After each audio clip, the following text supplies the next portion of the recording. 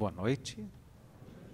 Nós vamos continuar nosso estudo, ainda daquele texto da Lei de Liberdade, o resumo teórico do móvel das ações humanas. E nós terminamos um dos parágrafos, a semana passada, e nós vamos começar um outro agora, que retoma o último item deste capítulo do Livro dos Espíritos, que é a fatalidade da qual nós falamos, né, ou do qual item falamos durante muitos domingos aqui. Mas antes da gente passar a leitura específica desse parágrafo que nós vamos desenvolver, é preciso entender o que está no substrato deste parágrafo. Quando eu digo o que está no substrato, quer dizer, o pano de fundo, em que contexto teórico, filosófico ou teológico nós estamos transitando para compreender esse parágrafo, né, do Livro dos Espíritos. E Allan Kardec, que é o autor do texto, ele inicia o parágrafo dizendo assim: a fatalidade, como vulgarmente entendida, supõe a decisão prévia e irrevogável de todos os acontecimentos da vida, qualquer que seja a sua importância. Então, vamos parar aí um pouquinho. A fatalidade, como vulgarmente é conhecida. Essa palavra vulgarmente, ela tem um sentido mais culto e mais vulgar, né? É curioso. Se eu considerar a palavra vulgarmente num sentido vulgar, é um sentido de piegas, né, apelativo. Se eu considerar vulgarmente num sentido culto, eu vou considerar que vulgarmente quer dizer que o homem comum, o vulgo, aquele não iniciado, né, compreende. Então, se eu digo assim, sei lá, né, se eu digo, vamos pensar um sentido vulgar para oxigênio, né, aquilo que a gente respira, mas não respira só oxigênio, tem um monte de substância, né, então, né, você tem taquicardia, né, vulgarmente chamado de batedeira, não é isso? Ai, doutor, eu tenho uma batedeira, né? Quer dizer, o vulgo, o não iniciado, né, num sentido mais vulgar, né, não necessariamente inferior, mas vulgar, do vulgo, vulgarmente, comumente, né, vulgar no sentido de comum. Então, vamos imaginar que a fatalidade comumente considerada é essa em que não há, né, como alterar a ordem natural das coisas, né? E nesse sentido, se considerarmos que é assim, que nós estamos condenados a um destino, em torno do qual ou sobre o qual nós não tivemos nenhuma ação ou não temos nenhum poder, nós estaríamos abraçando a teoria do nada. O que é a teoria do nada? É a teoria que se opõe à teoria da existência de Deus. Então, por isso que eu falei, o que está por trás, no substrato disso? Nós temos duas formas de compreender o mundo. Ou o mundo é produto do nada, do acaso, ou o mundo é produto das emanações de um pensamento divino, que nós não compreendemos, que está muito além da nossa capacidade humana de compreensão, não só intelectual quanto afetiva, porém, isso é extremamente confortador, né? Digamos assim, que se alguém algum dia me provar que Deus não existe, eu vou continuar insistindo que Ele existe, porque é mais gostoso imaginar que Deus existe, né? Por quê? Porque um mundo, né, gerado pelo nada, que está entregue ao nada, é um mundo que, né, talvez seja muito perverso, muito cruel. E se Deus existe, nós estamos naturalmente submetidos às leis, né, as leis divinas, que são as leis naturais, que estão aí em todo o universo, e essas leis naturalmente, e aí vem o papel da teologia, da religião, né, da experiência religiosa, dizendo que tudo que está aí é produto do amor divino e de sua justiça. Quer dizer, estamos entregues a três experiências: o amor, a justiça e a misericórdia. O que é o amor, né? O amor essa capacidade de querer bem, de desejar o bem, de fazer o bem. O que é a justiça? De dar a cada um o que é seu, de não lesar a ninguém, não é? De que tudo seja equânime, que tudo seja harmônico e equilibrado. O que é a misericórdia? A misericórdia é a compaixão. Né? É quase que sinônimo. Compaixão, sentir com, junto, patos, dor ou sofrimento. Então, o que é a compaixão? A capacidade de sentir junto, de se compadecer. E nessa compaixão ou nessa misericórdia, existe uma experiência que é magnífica, que é a experiência do perdão. O perdão é uma coisa deliciosa, porque às vezes a gente tem dificuldade de perdoar, porque a gente acha que o outro não merece perdão. E às vezes ele não merece mesmo, é um cachorrão. Mas a gente não perdoa porque ele merece ou não merece, porque a gente não está em condição de julgar ninguém. Mas como odiar e querer mal dá muito trabalho, às vezes é gostoso perdoar, porque a vida fica mais leve. Então, assim, você é um cachorro, não merece, mas eu também não mereço ficar com esse peso. Então faz assim, eu te perdoo. Mas eu não estou pensando em você, eu estou pensando em mim. Porque se eu perdoo, a vida fica mais gostosa. Eu me liberto daquilo, vou para frente e pronto. Quer dizer, eu penso em mim, eu foco a minha vida, os meus interesses, e eu sigo adiante. Não é? Se alguém me fez o mal, se alguém me prejudicou, eu passo, perdoo, porque dá muito trabalho levar mágoa, dá muita mão de obra, carregar ressentimento, etc. Então, se nós somos capazes disso, né, de perdoar, e nós somos imperfeitos ainda, quer dizer, somos seres... Eu não gosto muito da palavra imperfeito, porque eu acho que tudo que está na criação divina, inclusive nós, está entregue a um mecanismo de perfeição, até o mal.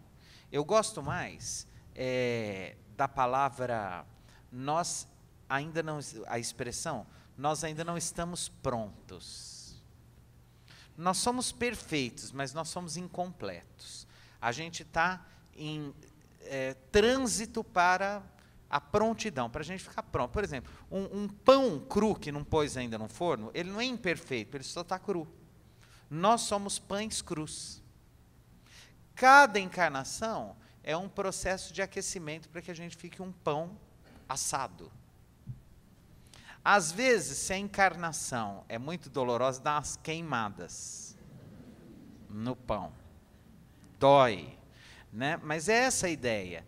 Eu quero tentar ser didático, quer dizer, porque se a gente considerar, nós somos imperfeitos, dá a impressão de que a gente é mal acabado. Tudo que é imperfeito é um negócio mal ajambrado, mal acabado. E eu não penso que a gente seja mal acabado e mal ajambrado e imperfeito. A gente só não está pronto ainda. A gente está num período, num momento da nossa evolução espiritual, em que a gente ainda não é tudo aquilo que pode ser. Mas nós vamos chegar lá. Né? Então nós estamos entregues a essas três experiências. O amor, a justiça e a misericórdia divina. Né? Nós não temos ainda capacidade de compreender isso.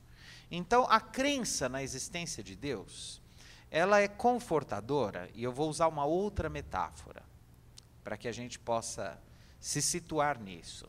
Vamos imaginar que todos sejamos ainda muito vulneráveis em todos os aspectos, não só fisicamente, como nós somos muito vulneráveis afetivamente, nós sofremos com as coisas, nós nos magoamos, nós somos dominados pelo medo, pela angústia. E então a gente é muito parecido com criança, não é? Vamos imaginar uma criança numa casa. Ela tem medo, ela não sabe direito o que ela tem que fazer, mas se ela tiver um adulto em casa, ela sabe que ela está sendo cuidada de alguma forma. Então, ela pode ouvir um barulhão e etc. e tal, mas ela sabe que ali dentro vive um adulto que está preocupado com ela e que está tomando conta dela. Né? Às vezes ela passa calor, ela passa frio, mas ela fala, bom, isso não vai me matar porque tem um adulto tomando conta de mim.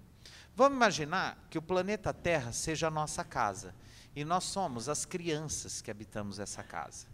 A ideia de que existe um Deus tomando conta disso aqui é a ideia de um adulto que nos protege dentro dessa casa. Quer dizer, a gente continua sentindo medo, a gente continua sofrendo determinadas inseguranças, mas lá no fundo a gente fala, tá, mas tem alguém que está tomando conta de mim.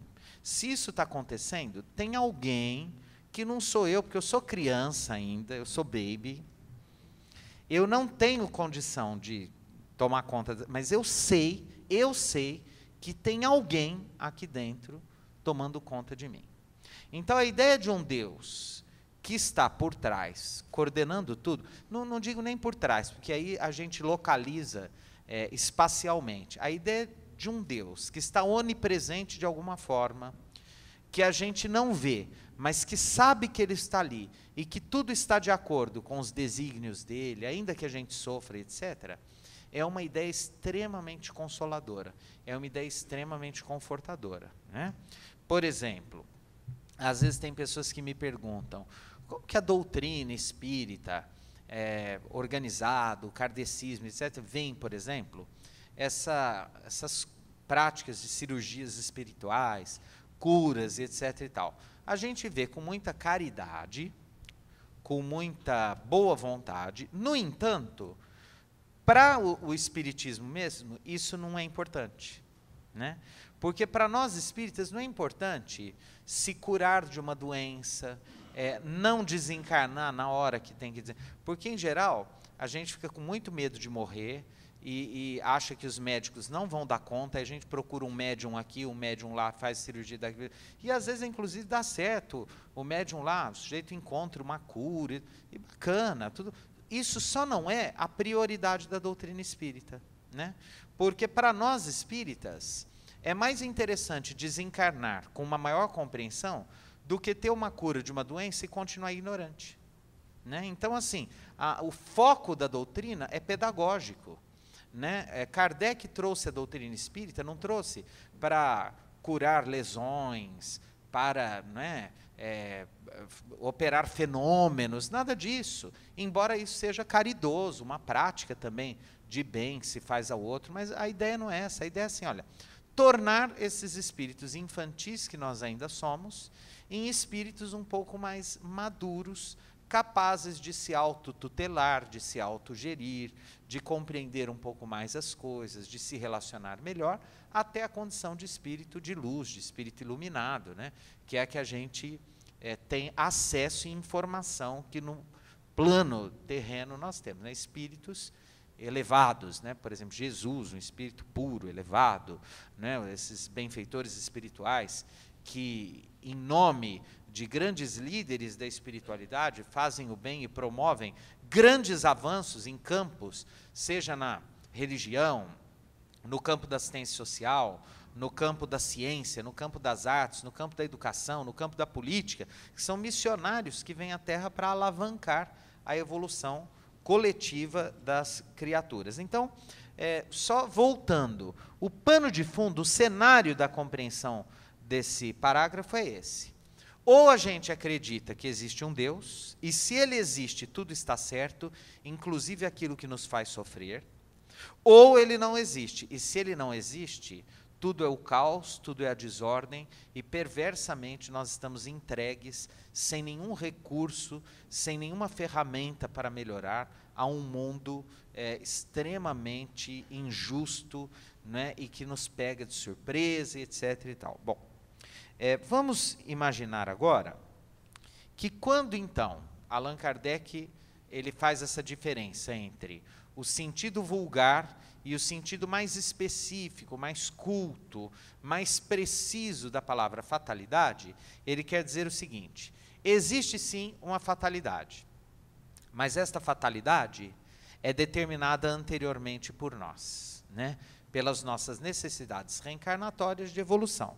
Então ele vai continuar, ele vai dizer assim: se assim fosse, quer dizer, se o homem estivesse entregue, sem nenhuma lógica, sem nada, o homem seria uma máquina destituída de vontade. Para que lhe serviria a inteligência se ele fosse invariavelmente dominado em todos os seus atos pelo poder do destino? Semelhante doutrina se verdadeira, representaria a destruição de toda liberdade para o homem. Nem mal, nem crime, nem virtude. Deus, soberanamente justo, não poderia castigar as suas criaturas por faltas que não dependiam delas, nem recompensá-las por virtudes de que não teriam mérito. Semelhante lei seria ainda a negação da lei do progresso, porque o homem que tudo esperasse da sorte, nada tentaria fazer para melhorar a sua posição, desde que não poderia torná-la melhor nem pior. Então, o que se está dizendo aqui? Que se fosse tudo dominado pelo nada, pelo acaso, por uma fatalidade sem lógica, etc., nós, de verdade, deveríamos abrir mão de tudo, né? Porque nada valeria a pena, não haveria mérito, não haveria capacidade de justiça, julgamento, nem o bem, nem o mal, nem a virtude, nem o vício, nem a evolução, enfim, é o nada. E há pessoas que realmente se entregam durante uma vida a essa experiência, né, essa sensação de que estamos envoltos pelo nada e assim por diante.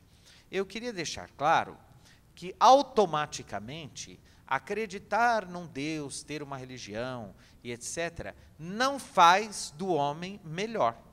Quer dizer, há pessoas, inclusive, que são materialistas, que não acreditam em Deus, porém são extremamente humanistas. Quer dizer, elas acreditam na capacidade do homem de transformar o mundo num lugar mais apetecível, melhor, mais justo, mais interessante para a humanidade, por uma questão de inteligência mesmo. É muito melhor viver num lugar em que as pessoas são boas do que num lugar em que as pessoas são más, cruéis, perversas. Quer dizer, a gente faria isso por um interesse imediato, o que já seria muito bom, né? No entanto, é mais simples a gente pensar assim, quando a gente está numa vida relativamente boa. Quando a gente é visitado pela dor, e que a gente tenha aquela sensação de que aquela dor que está nos visitando é injusta, né? Assim, por que comigo? Por que na minha casa? Por que em mim? Por que aquele ser abominável que fez tanto mal para mim goza de tão boa saúde? Né? Por que comigo? Aí as coisas mudam de figura. Aí nós precisamos, não é que precisamos, aí é comum que o ser humano busque, né, numa experiência de transcendência, ele busque transcender, busque na experiência da fé, da religiosidade, etc., uma possibilidade de compreensão.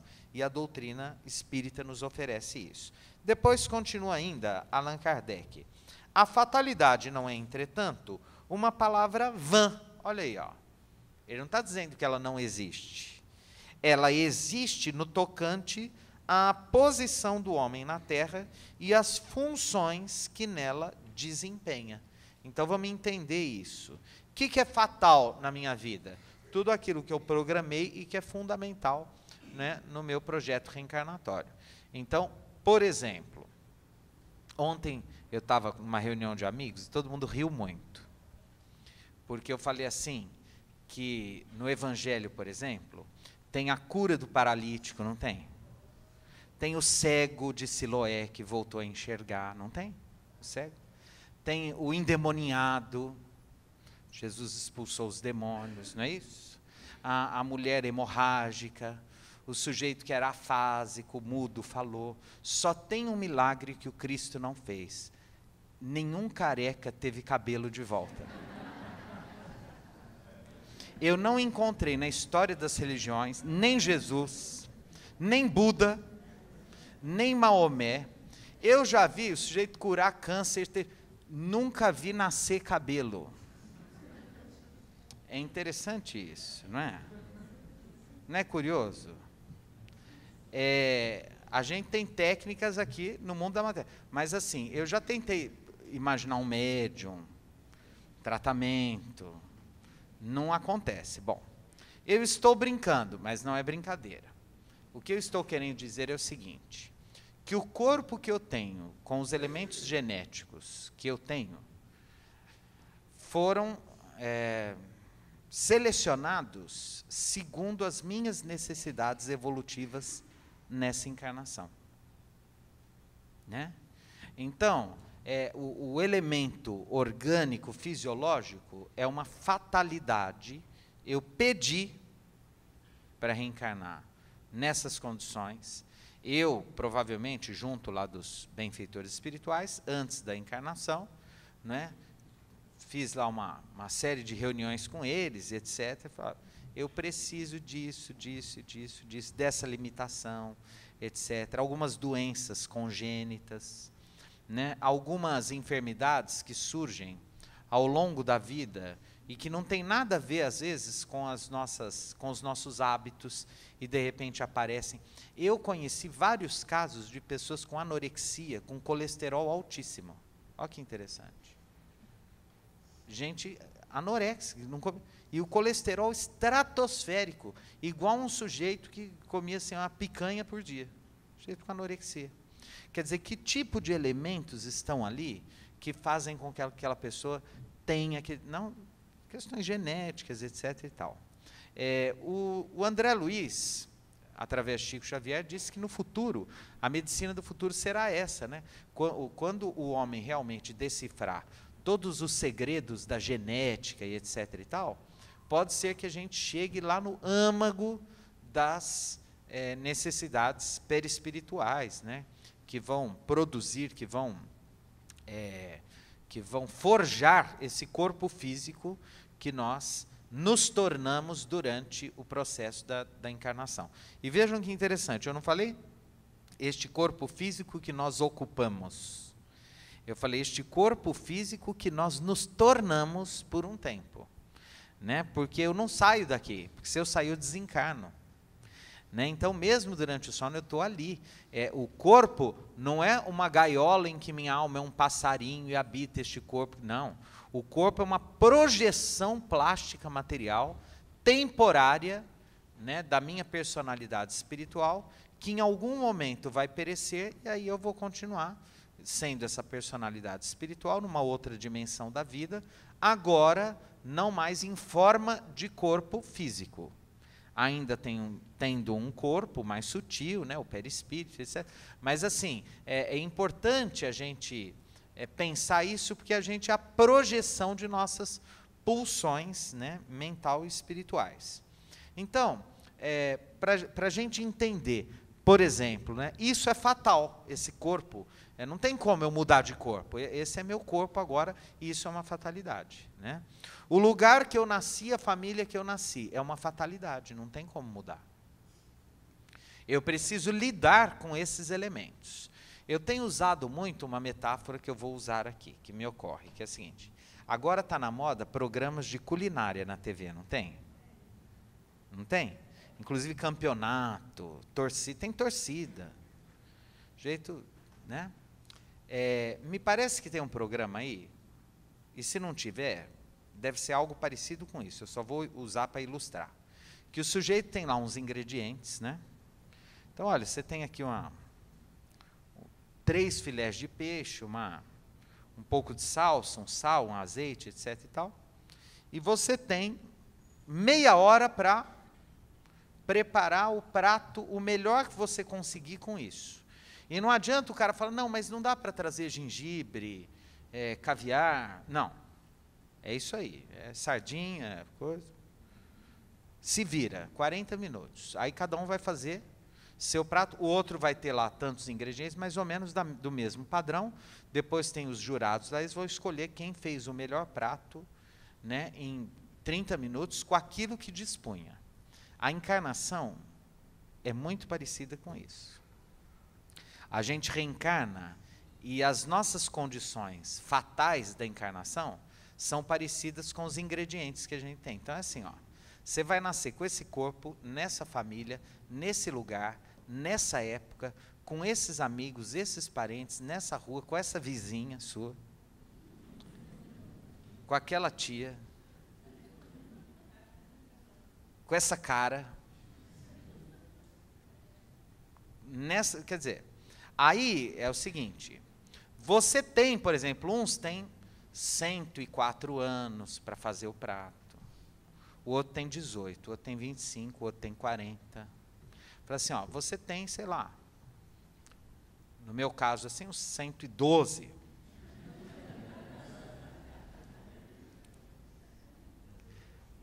É o que eu gostaria, né?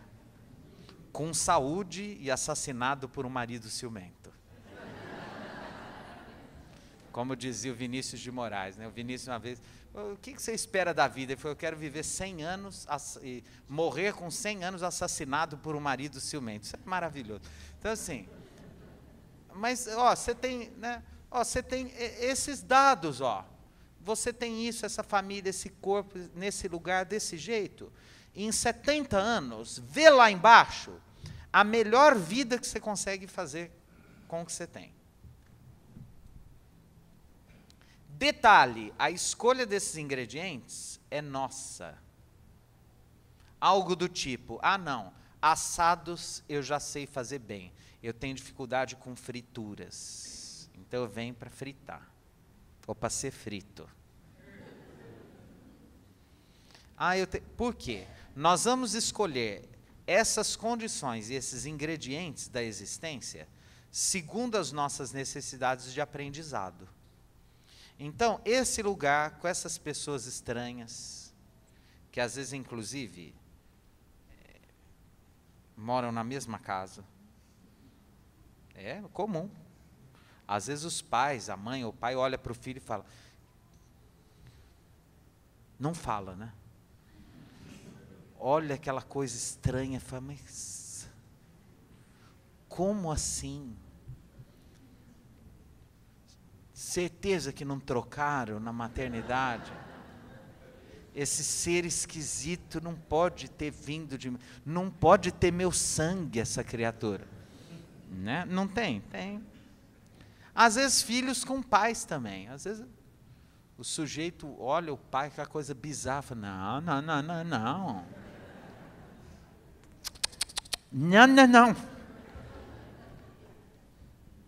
Não é? Eu tenho uma notícia, é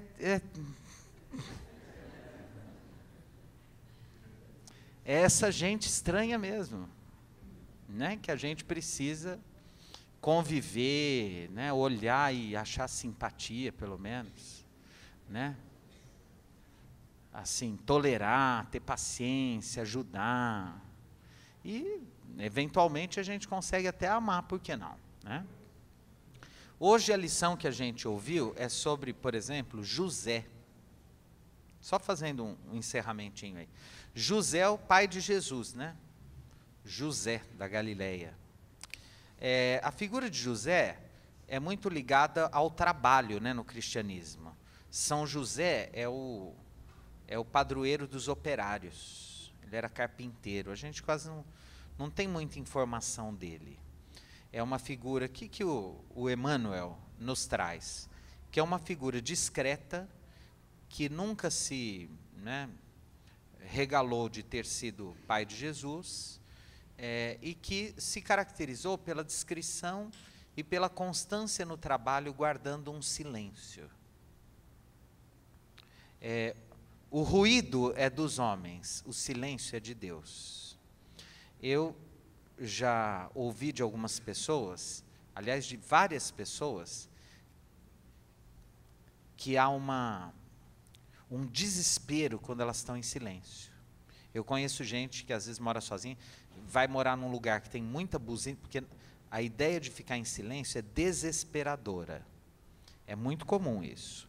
Por quê? Porque o silêncio nos remete a um diálogo, não é? a uma experiência de introspecção, que se a gente não está em harmonia, né, a gente realmente entra em desespero, entra em pânico, entra em, né, num caos. Então, assim, levando-se em conta que no Livro dos Espíritos, quando se diz que a consciência é a assinatura de Deus em nós, a presença de Deus em nós é a nossa consciência, provavelmente, quando a gente não consegue ficar em silêncio, muito provavelmente é porque a gente está distante de Deus. Mas não distante da religião, da prática religiosa. É distante de Deus no sentido distante da divindade que habita o nosso ser, né? Da transcendência, da luz que habita o nosso ser. E esse é o nosso desafio. o trabalho e o silêncio. Ontem eu estava conversando com um amigo, e ele estava falando, né, a gente está ficando mais velho, assim, e ele estava falando de uma moça, nossa, fulana, que é minha aluna, fala demais. Eu falei, nossa, eu já fui assim. Ele falou, eu também. Aí eu falei assim, eu ando gostando de ficar quieto. Ele falou, eu também. Por quê? Porque às vezes a gente está numa situação que a gente sabe que falar não vai adiantar. E vai dar tanto trabalho que a gente resolve ficar quietinho. É bom, não é? Então, o nosso desafio é ficar quietinho, trabalhar na oficina da vida e preparar o melhor prato possível com esses ingredientes que são os elementos da nossa encarnação. Quanto mais criativos nós formos, quanto mais empenho, mais, né, cuidado a gente operar nessa tarefa, melhor será a nossa pontuação. Ok? E que Jesus nos abençoe.